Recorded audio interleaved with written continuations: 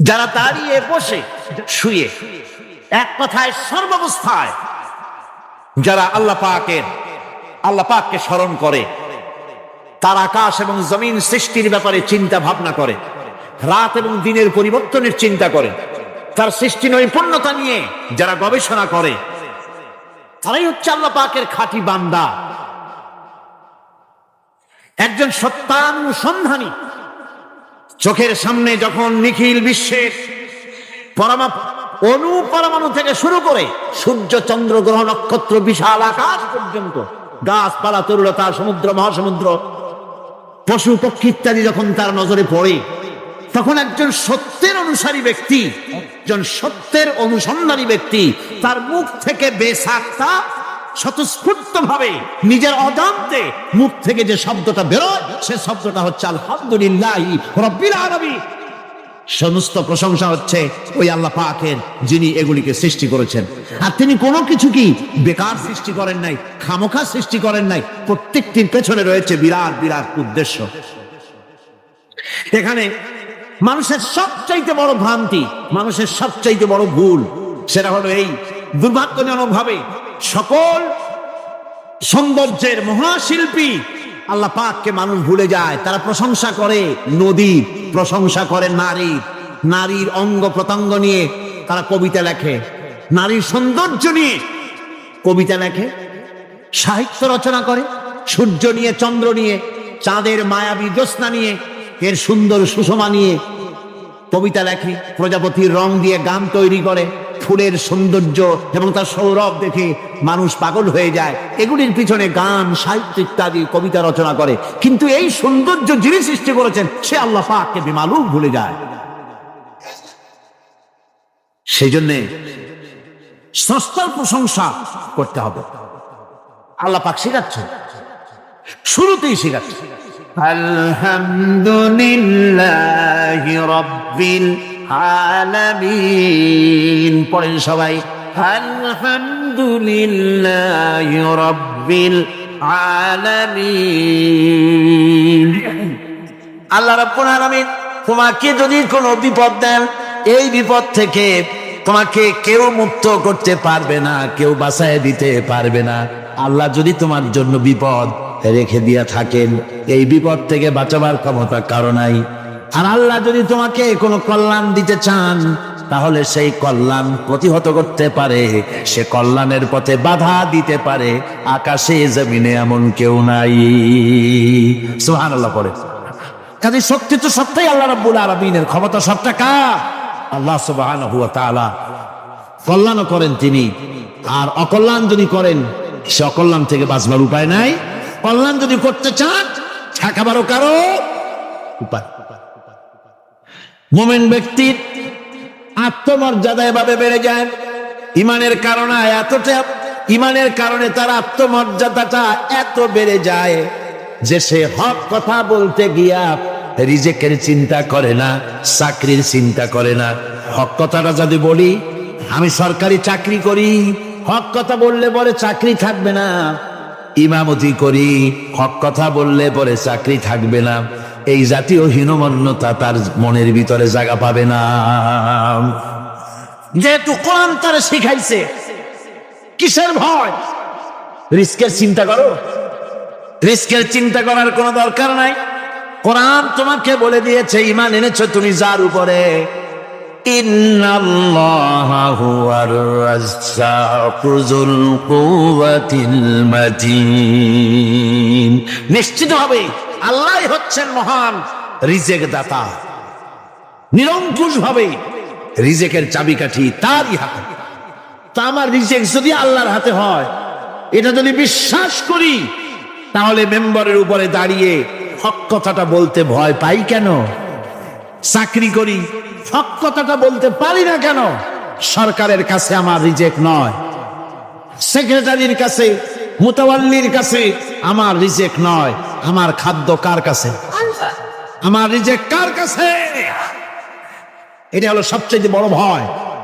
ইমানের দাবি করে ঠিক, ওয়াজ নসিহত করেও ঠিক, মানুষকে উপদেশ দেয়ও ঠিক, কিন্তু মনের মধ্যে ভয় একটু থেকেই যায়। যদি চাকরিটা যায়, তাহলে বিবি বাল বাচ্চা নিয়ে বাঁচবো কেমনে, এটা থাকে মনের ভিতরে এক চিন্তা। একজন টিচার তার ছাত্রদেরকে শিখাইছিলেন যে বিসমিল্লাহর এত ফজিলত, নদীর উপর থেকে বিসমিল্লাহ বলে হাঁটে গেলে তাও হাঁটে যাওয়া যায়, খেওয়ার নৌকা ছাড়াই পানির উপর দাঁড়িয়ে যাওয়া যায়।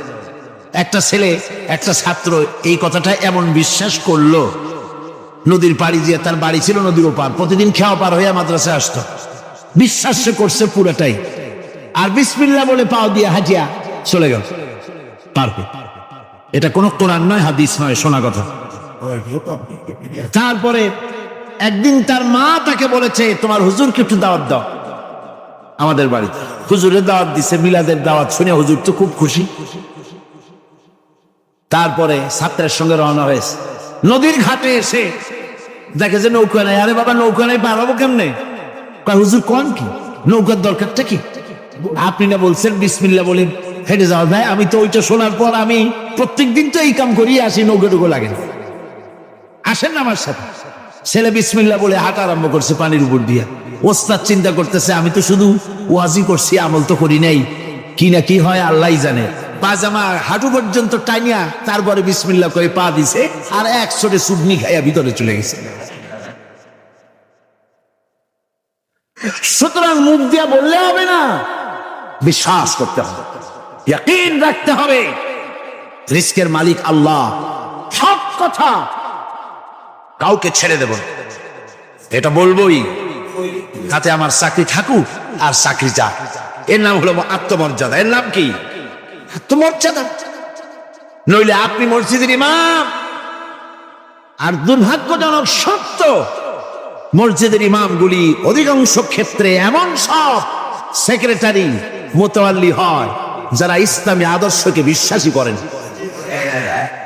কথাটা ঠিক কিনা? ধর্মনিরপেক্ষতাবাদী, কিন্তু মসজিদের সেক্রেটারি, মাদ্রাসার সেক্রেটারি, ঈদগাহের সেক্রেটারি। কারণ মুসল্লিরা ভাবে ওনার পয়সা বেশি, ওনারই নেতা বানানো উচিত।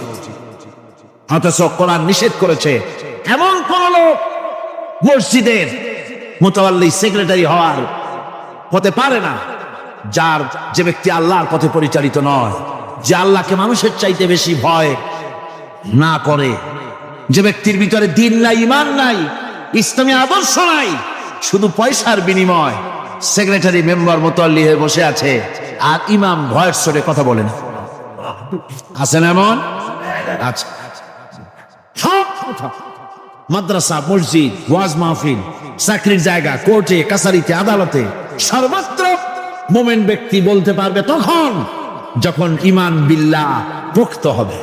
আল্লাহর প্রতি ঈমানটা যখন পোক্ত হবে তখন সে বুঝবে এ চাকরি আমার পায়ের গোলাম। এখানে যদি আমার চাকরি না থাকে, অন্য জায়গা থেকে রিস্কের ব্যবস্থা আল্লাহ পাক আমাকে করে দিবেন। এটাই হচ্ছে ঈমান বিল্লাহর প্রথম উপকারিতা। পয়লা নম্বরের উপকারিতা, মানুষকে পার্সোনালিটি সৃষ্টি হয়ে যায়, তার মধ্যে শক্তি আসে, ঈমানি মজবুতি আসে, তার মধ্যে শখসিয়ত আসে, তার মধ্যে ব্যক্তিত্ব আসে, আত্মমর্যাদা আসে, আত্মসম্ভ্রম সৃষ্টি হয়। এটা হলো পয়লা নম্বরের উপকার। ঈমান আনার জন্য আল্লাহর প্রতি মানুষ ঈমান আনলে পরে 2 নম্বরে যে উপকারটা হয় সেটা হলো মানুষের ভিতর থেকে অহংকার দূর হয়ে যায়। অহংকার থাকে না। যে ব্যক্তি ঈমান বিল্লাহ যার ভিতরে ঢুকে যায়, আল্লাহর ঈমান পরিপূর্ণরূপে এসে যদি যায়, তাহলে তার ভিতরে অহংকার থাকে না। কেন থাকে না? অহংকার থাকে না এই জন্য, যেহেতু মুমিন ব্যক্তি জানে আল্লাহ রাব্বুল আলামিন জানে, আল্লাহ রাব্বুল আলামিনের সামনে বান্দা জানে, কথা বুঝতে পারে, কোরআন পড়ে জানে যে আমি আল্লাহর সামনে সম্পূর্ণ অসহায়। অসহায় যে যার কিচ্ছু নাই, সে কি অহংকার করতে পারে?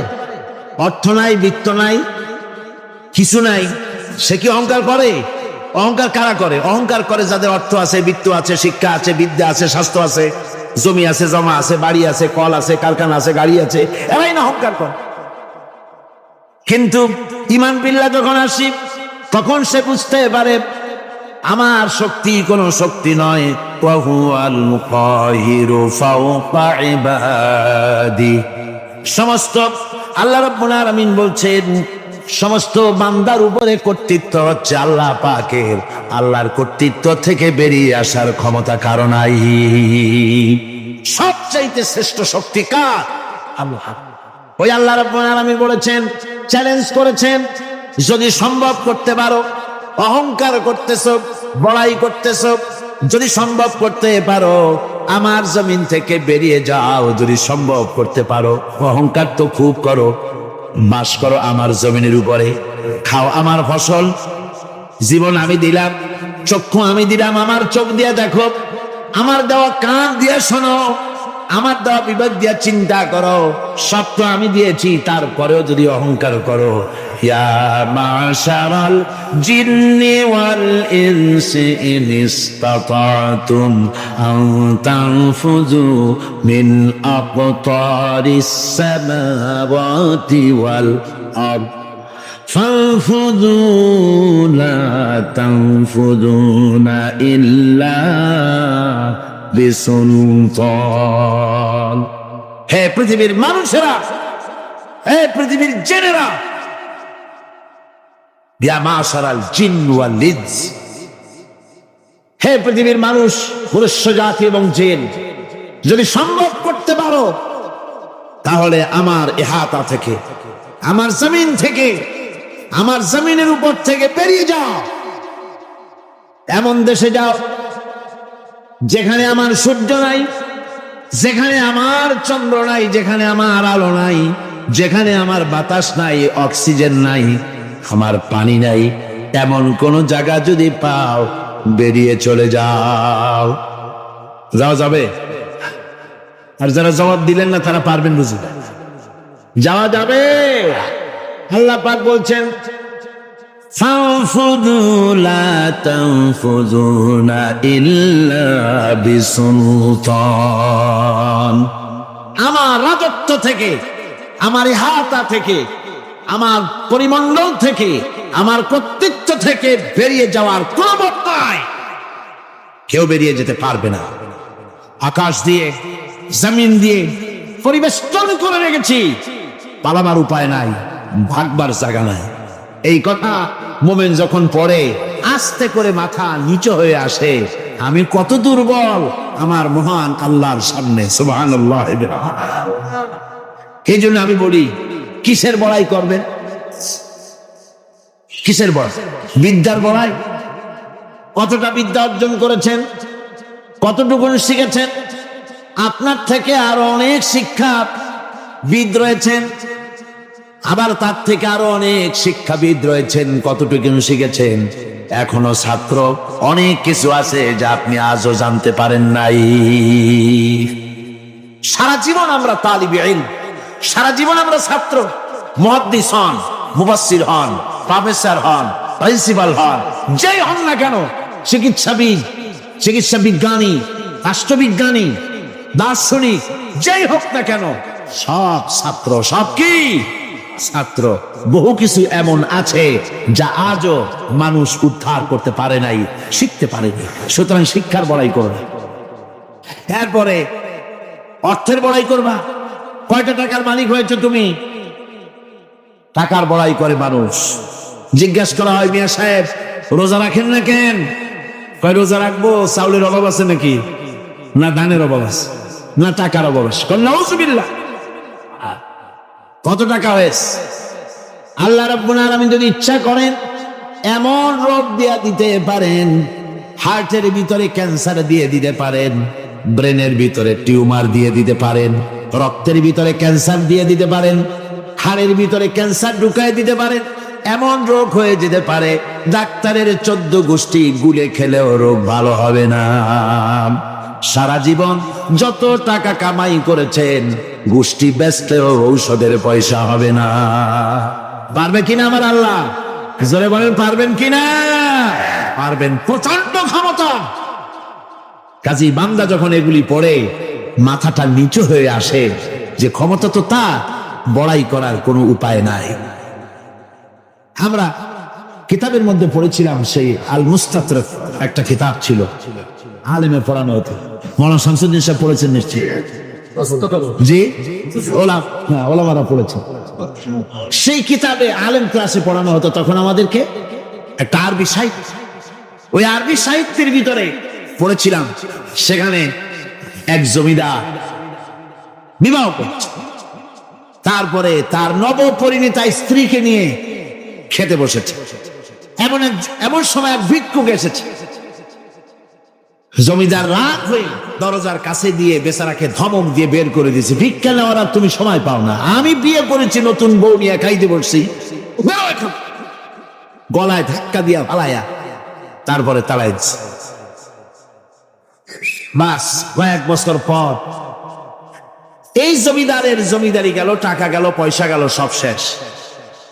বউ পুষবে এমন পয়সাও নাই, বউ তার থেকে বিচ্ছিন্ন হয়ে গেল, বউকে তালাক দিয়ে দিল। দীর্ঘদিন পর এই স্ত্রী বিবাহের একটা প্রস্তাব এলো আর এক জমিদারের সাথে, আর এক এলাকার নতুন এক জমিদার হয়েছে, তার সঙ্গে বিবাহের প্রস্তাব এলো। এরপরে সেই বিয়ে হয়ে যাওয়ার পর নতুন জমিদারের সাথে এই স্ত্রী বসে খানা খেতে বসেছে প্রথম দিন। এমন সময় দরজার কাছে এক ভিখারি এসে হাজির। নতুন জমিদার বলছে, বউ আমরা তো খেতে পারবো, আমাদের খাবারের প্লেটটা আজকে প্রথম তোমাকে নিয়ে খেতে বসেছি, এই খাবারের প্লেটটা ধরেই তুমি ভিখারিকে দিয়ে আসো। বউ খাবারের প্লেটটা ভিখারির হাতে দিতে গিয়ে সেন্সলেস হয়ে পড়ে গেছে, বেহুশ হয়ে পড়ে গেছে। নতুন জমিদার অনেকক্ষণ অপেক্ষা করলো, বউ ফেরে না কেন, যায় দেখে বেহুশ। মুসাফির সেখানে দাঁড়ানো। কিছুক্ষণ পর বউয়ের হুশ হলো, জিজ্ঞেস করলো, হয়েছে কি, তুমি এরকম পড়ে গেল কেন? এই মুসাফিরকে দেখে বউ বলতেছে, আল্লাহর কসম, তুমি যখন আমাকে প্লেট ভরা খাবার দিয়ে পাঠাই দিলা ভিক্ষুককে দেওয়ার জন্যে, যারে ভিক্ষা দিতে গেলাম, আল্লাহর কসম করে বলি, এ হচ্ছে আমার সেই প্রথম স্বামী। এবার ওই জমিদার বলতেছে, তুমি যেমন কসম করে বলতেছো এই হলো তোমার প্রথম স্বামী, আমিও আমার আল্লাহর নামে কসম করে বলি, আমিও সেই ভিখারি যেদিন তোমরা খেতে বসেছিলে আর আমি ভিক্ষা নিতে গিয়েছিলাম, আমাকে দরজা থেকে তাড়ায় দিয়েছিলে। সুতরাং বড়াই করো না, অর্থে টাকার বড়াই করো না, অহংকার করো না, স্বাস্থ্যের বড়াই করো না, স্বাস্থ্য ভালো, অহংকার করো না। আল্লাহ যদি ইচ্ছে করেন এক রাত্রের মধ্যে মাত্র আধা ঘন্টা 15 মিনিটের ভিতরে কয়েকবার পাতলা দাস্ত দিয়া জনমের মতো শেষ করে দিতে পারেন কিনা? সুতরাং মানুষ ঈমান বিল্লাহ, আল্লাহর প্রতি ঈমান মানুষকে এভাবে বিনয়ী করে দেয়। আলহামদুলিল্লাহ, অহংকার বলে কিচ্ছু থাকে না। তা সে আগে সালাম দেয়। ঈমান বিল্লাহ, যার মধ্যে ঈমান, আল্লাহর ঈমান ঢুকে যায়, তার আগে কেউ সালাম দিতে পারেন। রাসূলুল্লাহ বলেছেন, যে ব্যক্তি আগে সালাম দেয় সে অহংকার মুক্ত। সুবহানাল্লাহ। এখন তো সালাম শুধু পেতে চায়। দারোগা চিন্তা করে, পুলিশেরা আমারে সালাম দেবে, আমি ওরে সালাম দিতে যাবো কেন? ও প্রত্যেক দিন আমারে দেয় স্যালুট, আমি দেবো ওরে সালাম, একটা কথা। এসপি মনে করে ইন্সপেক্টর আমারে সালাম দিবে, আইজি মনে করে এসপি আমারে সালাম দিবে, প্রেসিডেন্ট মনে করে মন্ত্রীরা আমারে সালাম দিবে, হুজুররা মনে করে মুরিদরা আমারে আগে সালাম দিবে। না, এটা সুন্নাতের খেলাফ। রাসূলুল্লাহর আগে কেউ সালাম দিতে পারে নাই। জোরে কোন সুবহানাল্লাহ। আগে সালাম দাও।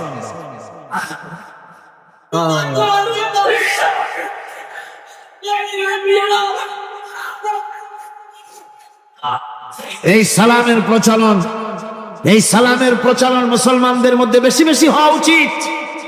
আপনারা সালামের প্রচলন চালু করে দিবেন, বেশি করে চালু করবেন। বউরে সালাম দিবেন, বউ আপনাকে দেবে।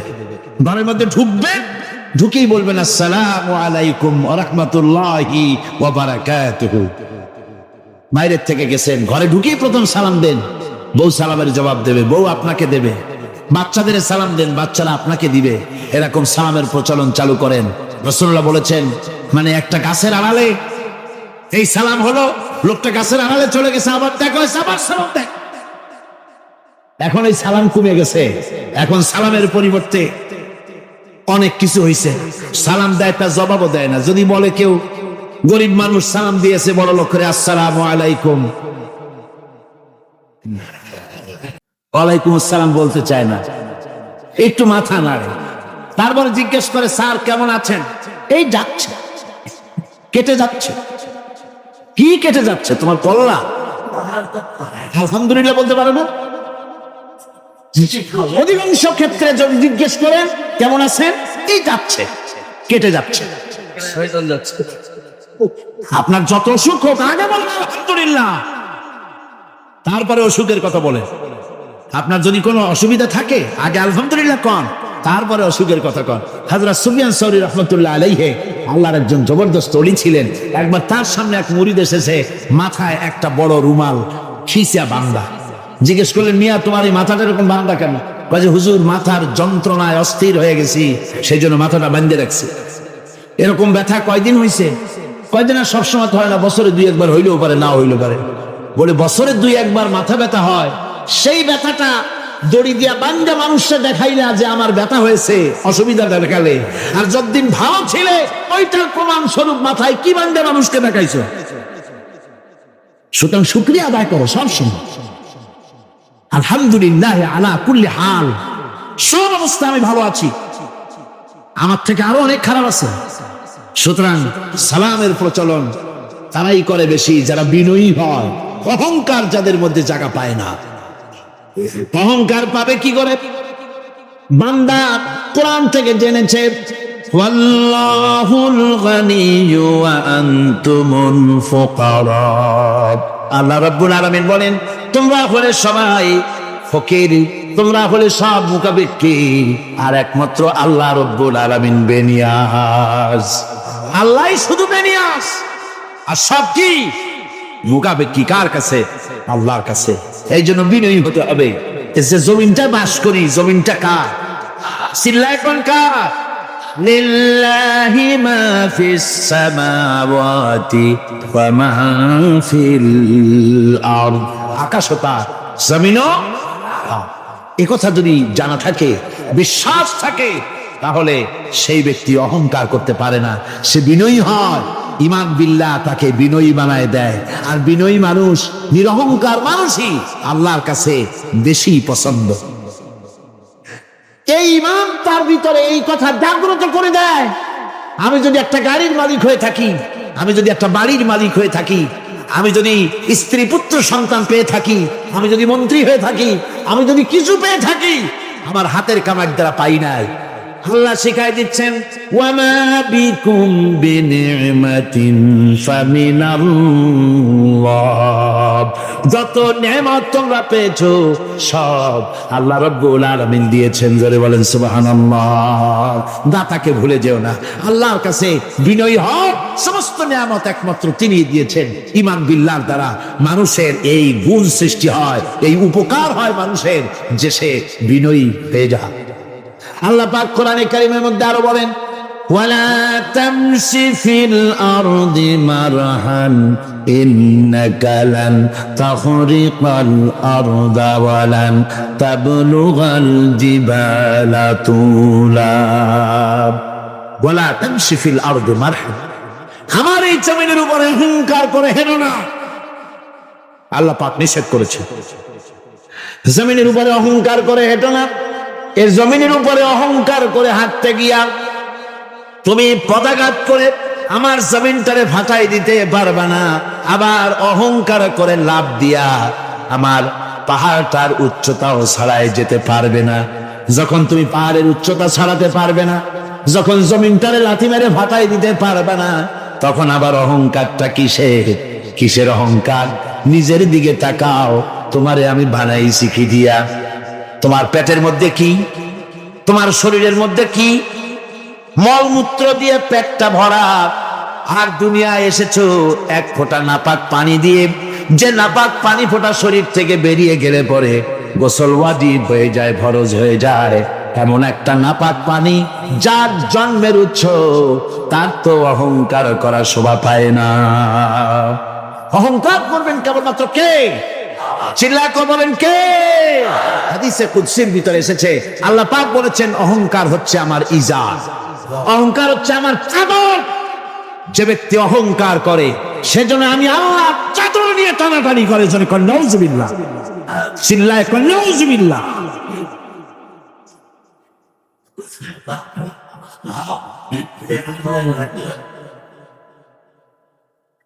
আমার বন্ধুগণ,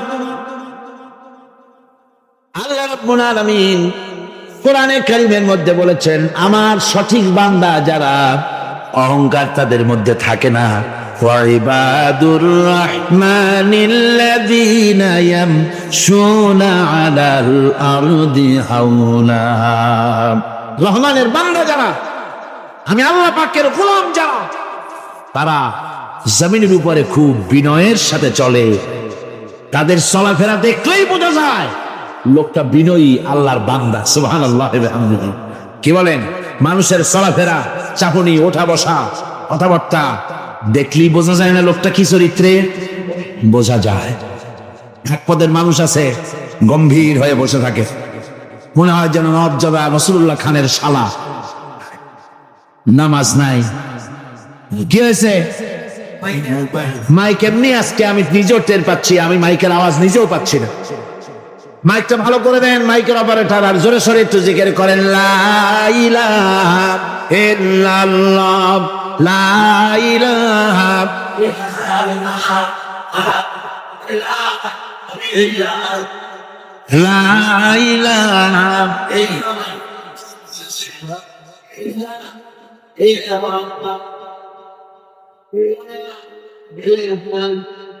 বসেন, মিশন। লা ইলাহা ইল্লাল্লাহ, লা ইলাহা, লা ইলাহা ইল্লাল্লাহ,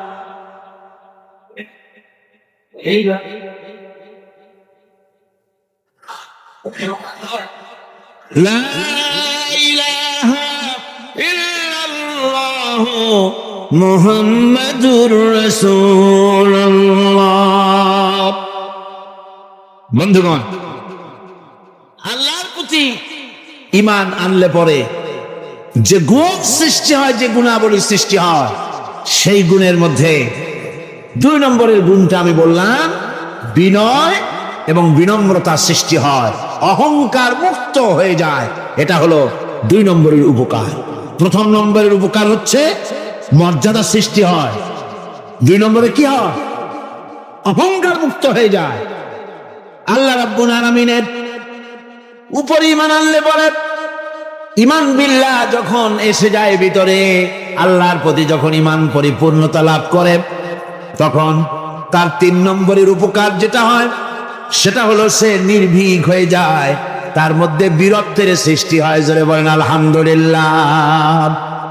ঈমানদার লোক কোনোদিন কাপুরুষ হয় না। ঈমানদার লোক কাপুরুষ হয় না, বীর পুরুষ হয়। আর পৃথিবীতে কাপুরুষেরা কোনো ইতিহাস সৃষ্টি করতে পারে না। বীর পুরুষ জীবনে মরে একবার, আর কাপুরুষ মরে জীবনে বারবার। পাতি শিয়ালের ডাক শুনে সিটের পর, ট্রাকের টায়ার পাংচার হয়েছে, আওয়াজ শুনে হার্ট ফেল করে। এই হলো যারা নাকি ঈমানের দিক থেকে দুর্বল, তাদের এই অবস্থা। আর ঈমানদার যারা, তারা বোমার আওয়াজ শুনে পালায় না, বরং আহত সিংহের মতো আওয়াজ যেদিকে হয়েছে সেদিকে ছোটে গিয়ে দেখে তার কোনো ভাই আহত হয়েছে কিনা। এটা হলো ঈমান বিল্লাহর 3য় গুণ, 3য় উপকার। আল্লাহর প্রতি ঈমান আনলে পরে মানুষ নির্ভীক হয়ে যায়। মানুষের সবচাইতে ভয়টা কি কন্ত বলতে পারেন? সবচাইতে বড় ভয় কিসে? মৌতে। অবশ্য কেউ কেউ বড় ভয় বউকেও মনে করে যে বউ হলো সবচাইতে বড় ভয়ের জিনিস। স্ত্রীকে অনেকে মৌতের চাইতেও ভয় মনে করে।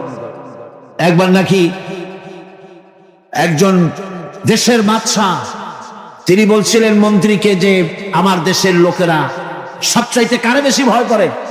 মন্ত্রী বলছে দেশের লোকেরা সবচাইতে বউকে বেশি ভয় করে। বলি এটা একটা কথা হলো নাকি? প্রমাণ করতে যদি না পারো তাহলে তোমার চাকরি শেষ।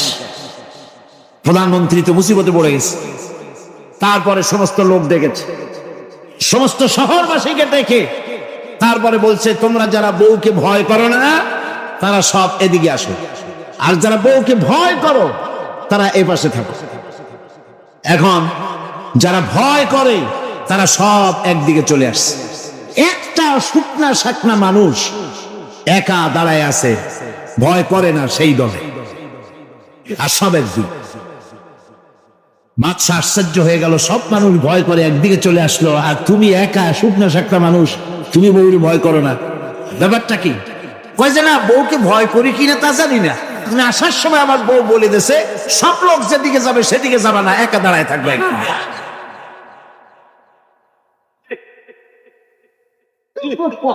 মানুষেরা ভয় করার ব্যাপারে ভয়ের নানান রকমের দিক আছে,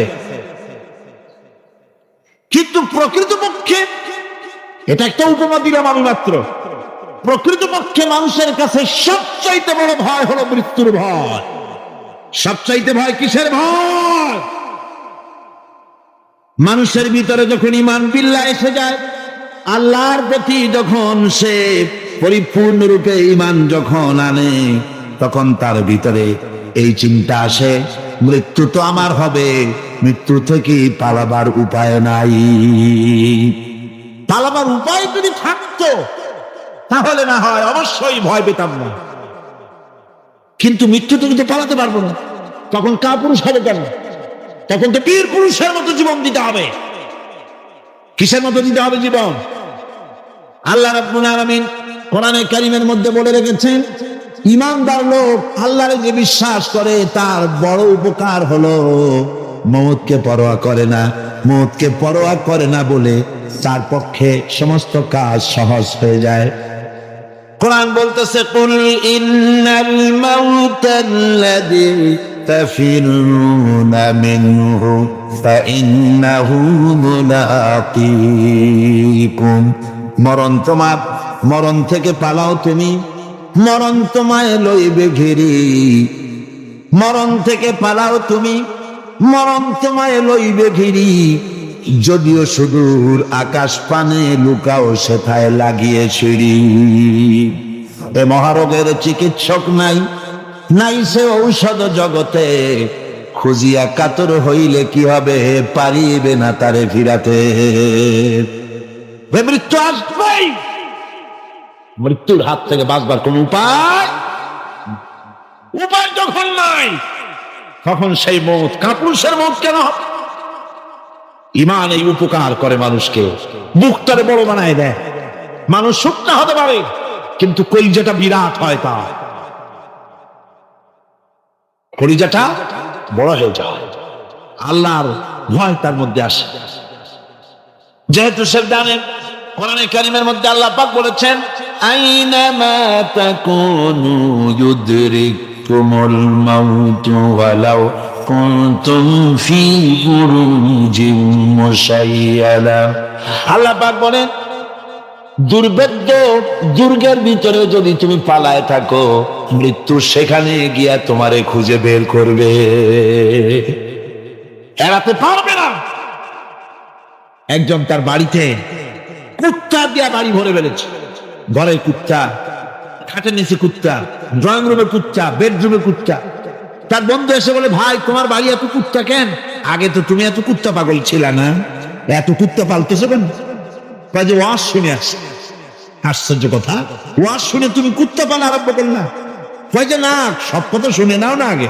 বলে কি? কয় যে ওয়াজের মধ্যে শুনলাম রাসূলুল্লাহ বলেছেন যে বাড়িতে কুত্তা থাকে ঘরের মধ্যে আর প্রাণীর ছবি থাকে, ওখানে নাকি ফেরেশতা আসে না। তা আমি কুত্তা রেখে দিছি, ঘরের থেকে বাইর হই না, আজরাইল আসতেও পারবে না, আমার জানও কবজ হবে। বন্ধু ছিল খুব চালাক। বন্ধু কয় যে, ও কুত্তা পালা বন্ধু, বুঝলাম আজরাইল আসবে না, কিন্তু কুত্তা কি কিয়ামত পর্যন্ত বাঁচে না মরে? কয় যে না ভাই, কুত্তা তো মরে। কয় কুত্তা মারে যে ফেরেশতায়, তোমারে মারবে সেই ফেরেশতায়। পালাবা কেমন? পালাবার উপায় যেখানেই থাকে, বাড়িতে হোক গাড়িতে হোক, দেশে হোক বিদেশে হোক, মৃত্যু যখন আসবে, মৃত্যুর হাত থেকে এড়াবার কোন উপায়? আমার বন্ধুগণ, মৃত্যু থেকে বাঁচবার কোন উপায় নাই।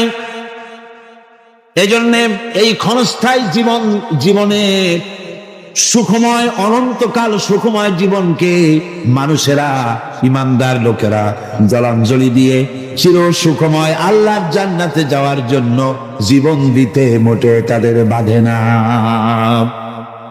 জীবন দিতে হবে আল্লাহর রাস্তায়। যখন মরবই, বাসা যখন যাবে না, বাসা কি যাবে? চিল্লায় কোন যাবে? রাসূলুল্লাহ তখন বাঁচেন নাই। কত বড় কথা! আল্লাহ রসুল যখন বাঁচেন নাই, তো পৃথিবীতে কে বাঁচবে?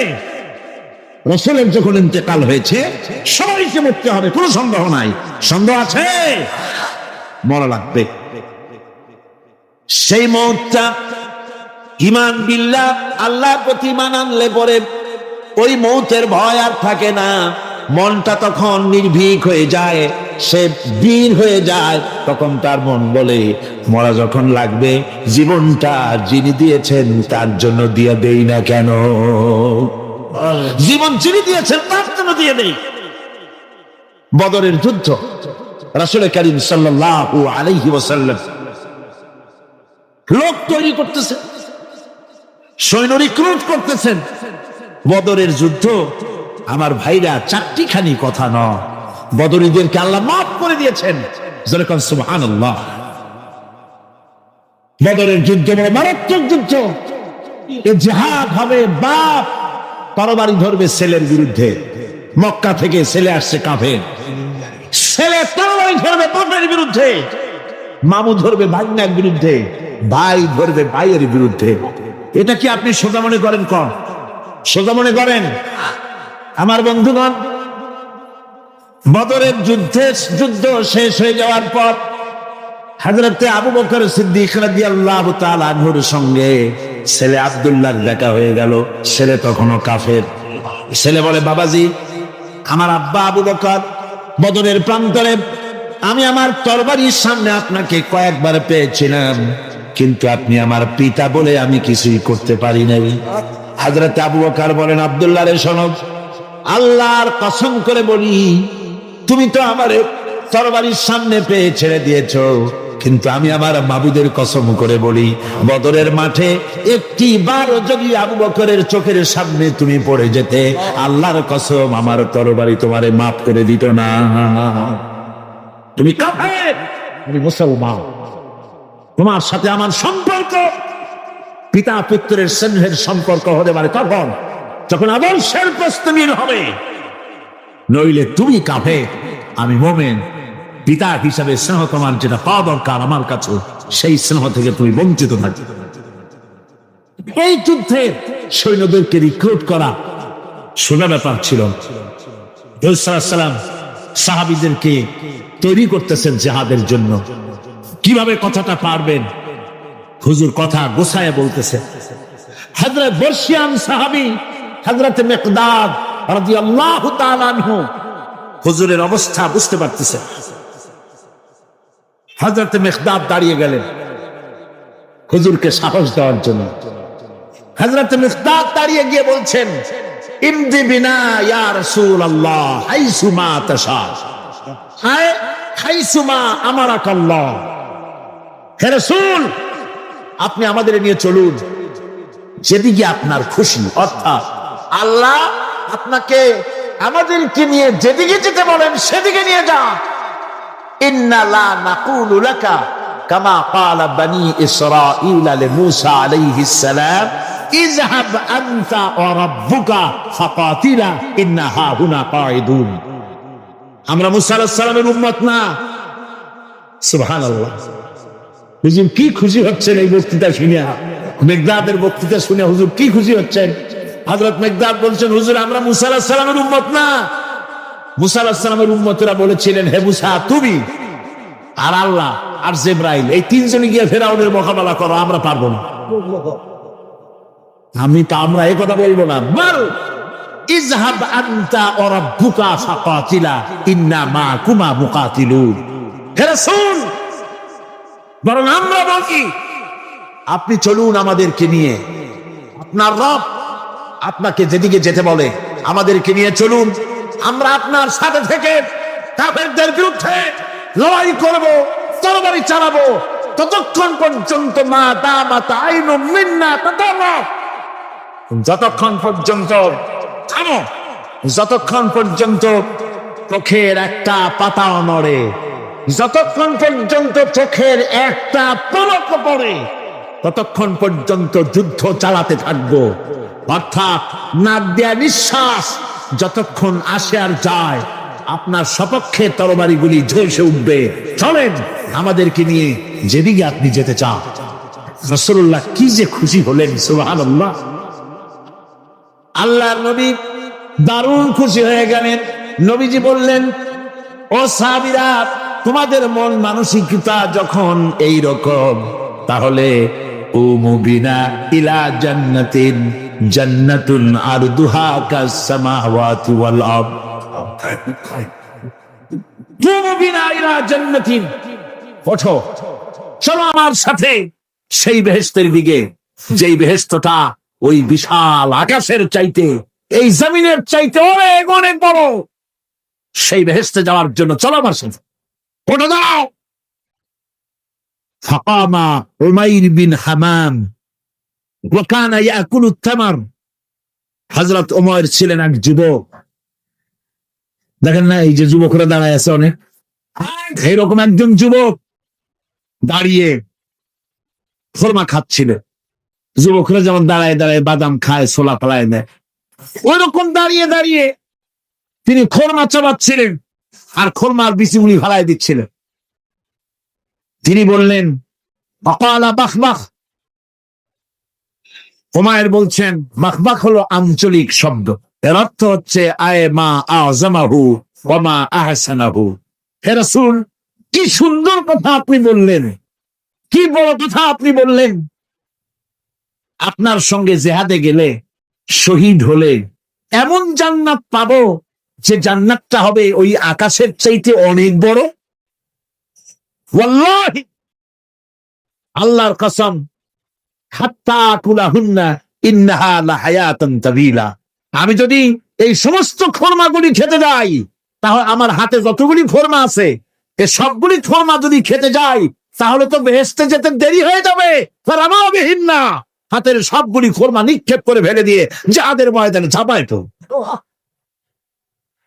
আমার বন্ধুগণ, জিহাদের ময়দানে ঝাঁপায় পড়ে হযরত ওমর লড়তে লড়তে নিজে ওমর হযরত ওমরের শাহাদাত বরণ করলেন, তিনি শহীদ হয়ে গেলেন।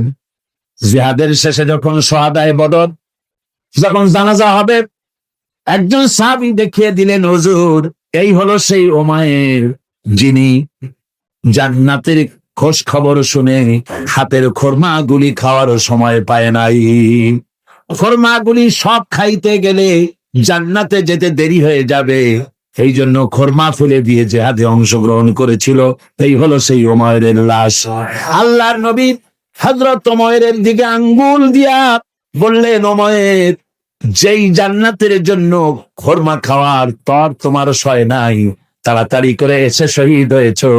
আমি নবী সাক্ষী দিচ্ছি, ইন্নাকা মিন আহলিহা, আমি সাক্ষ্য দিচ্ছি অবশ্যই তুমি আল্লাহর জান্নাতি, অবশ্যই তুমি বেহেশতে যাবে। সুবহানাল্লাহ, তুমি বেহেশতের অধিবাসী।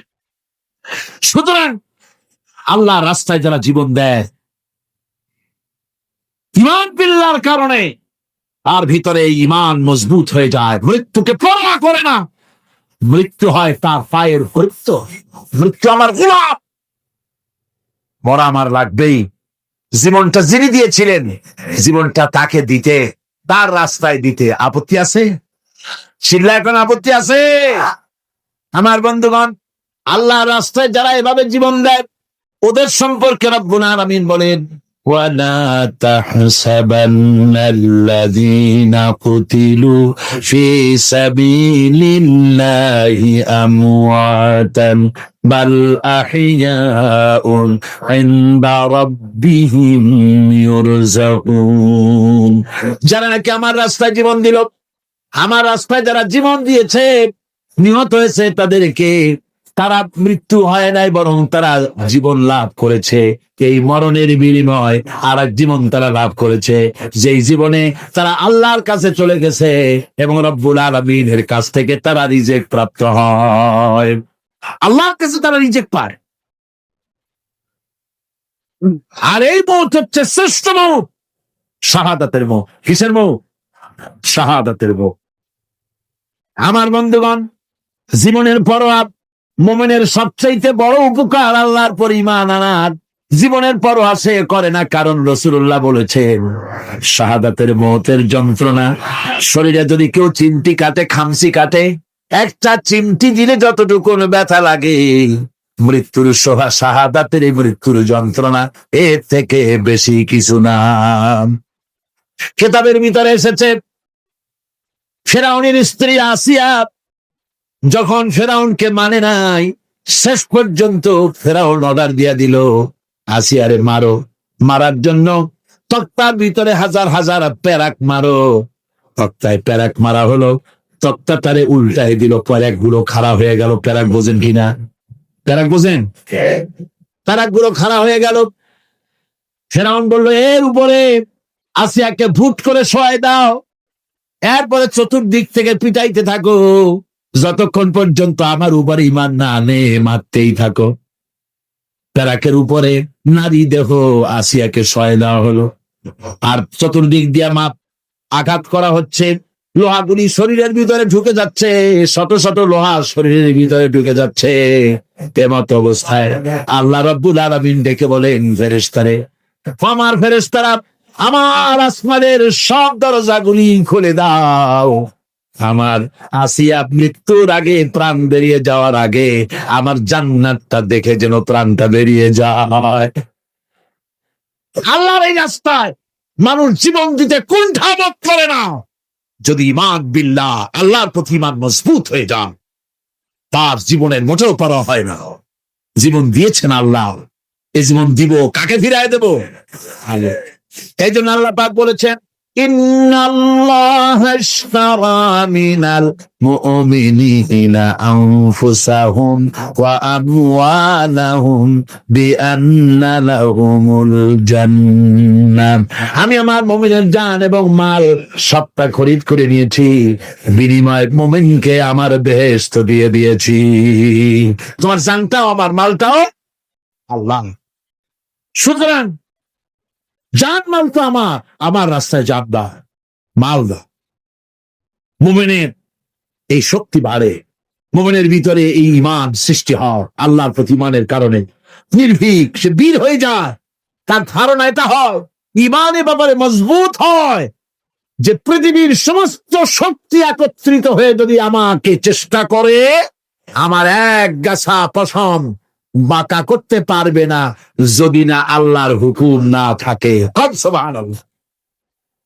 কোরআনে কারিমে রব্বুল আলামিন বলেন, ওয়া মা হুম বিদারিনা বিহি মিন আহাদিন ইল্লা বিইযনিল্লাহ। আল্লাহ রাব্বুল আলামিনের সুস্পষ্ট কথা হলো এই যে আল্লাহর বিনা অনুমতিতে কেউ তোমার কোনো ক্ষতি করতে পারবে না। জোরে কোন সুবহানাল্লাহ। কেউ ক্ষতি করতে পারবে না।